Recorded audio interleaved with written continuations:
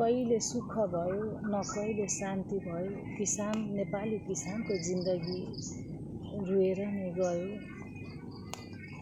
आखुरीमा बल्छौन्जेलसम्म दुःख गरो। हाम्रै ढिकुटी खाली हुन्छ, हाम्रै जेब रित्तो हुन्छ।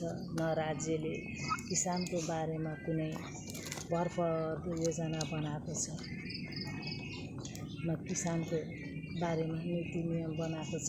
जहिले पनि किसानलाई राज्यले झड्केला छोराको नजरले हेरेको छ।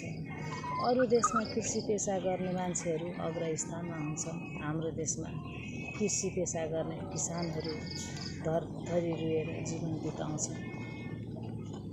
न हामीले उत्पादन गरेका वस्तुहरूले उचित बजार मूल्य पाउँछ, न हाम्रो उत्पादनको कुनै ग्यारेन्टी छ।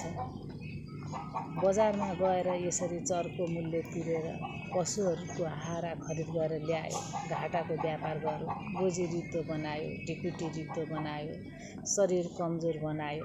यस्तै छ हजुर नेपाली किसानको हालत। राज्यले कहिले नेपाली किसानको बारेमा सोचेन, कर्मचारीको बारेमा सोच्यो। राजनीति गर्नेहरूले तुल्याउनुसम्म तुल्याएका छन्, तर यहाँ रुएर बाँच्ने मरेर बाँच्ने भनेको नेपाली किसान नै हो हजुर। नेपाली किसानको जिन्दगी बडो दुःखदायी छ। के गर्नु, यस्तै छ।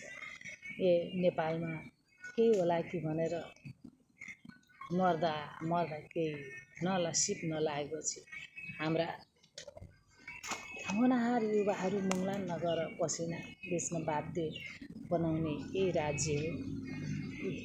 उमेर हुने त मुङलानमा गएर पसिना बेचेर केही आय आर्जन गर्छन्। हामी त उमेर गएको मान्छेको विकल्प केही छैन। यसै गरी घाटाको व्यापार गर्ने रुने बस्ने हो हजुर हाम्रो नेपालमा। यस्तै छ है हजुर हामी नेपाली किसानको पीर व्यथा।